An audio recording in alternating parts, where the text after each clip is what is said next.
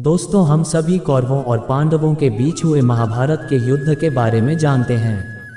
इस युद्ध में भगवान कृष्ण अर्जुन के सारथी बने थे। जब अर्जुन के सामने अपने सभी सगे संबंधी भाई और गुरु युद्ध मैदान में आ गए तो अर्जुन उन्हें देखकर विचलित हो गए। उस समय भगवान श्री कृष्ण ने अर्जुन को गीता के उपदेश दिए।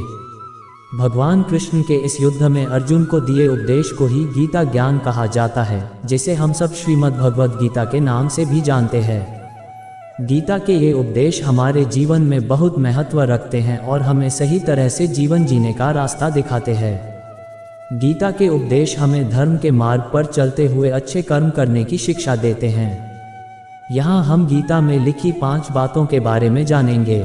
दोस्तों, अगर आपको ये वीडियो अच्छा लगे चैनल को सब्सक्राइब करें और वीडियो को लाइक करें। अब हम जानेंगे गीता में 5 बातों के बारे में। नंबर 1, गुस्से पर नियंत्रण रखना।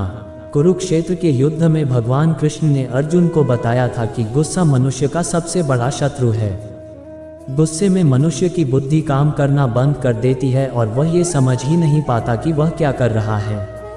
ऐसे में वह अपनी खुद की ही हानि कर लेता है। इसलिए मनुष्य को अपने गुस्से पर नियंत्रण रखना बहुत जरूरी है। नंबर 2, मन पर नियंत्रण रखना। ऐसा माना जाता है कि इस पृथ्वी पर मन की गति सबसे तेज होती है, इसलिए अपने मन पर सदैव काबू रखें। अगर मन हमारे काबू में है तो हम कुछ भी कर सकते हैं। मन के हारे हार है, मन के जीते जीत। नंबर 3, कर्म करें, फल की इच्छा न करें। युद्ध में अर्जुन के विचलित हो जाने पर भगवान कृष्ण ने कहा था कि हर मनुष्य को कर्म करना चाहिए, फल की इच्छा नहीं करनी चाहिए। जैसा आपका कर्म होगा ईश्वर आपको उसके अनुरूप ही फल देंगे। यदि आप कार्य के पहले ही परिणाम की अपेक्षा करेंगे तो आपका मन भ्रमित हो जाएगा और आप अपना कर्म ठीक से नहीं कर पाएंगे। नंबर 4, अभ्यास करते जाएं।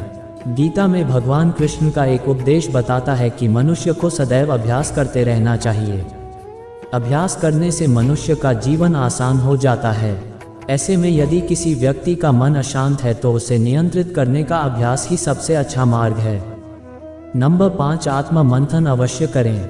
हर व्यक्ति को सफल जीवन और किसी भी तरह की कठिनाइयों का सामना करने के लिए आत्म मंथन अवश्य करना चाहिए।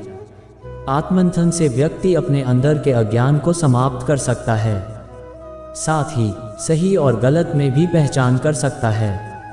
दोस्तों, जब भी आप जीवन में किसी दोराहे पर खड़े हो और किधर जाना है समझ ना आए तो आत्ममंथन करें, तभी आपको समझ में आएगा कि कौन सा रास्ता सही है।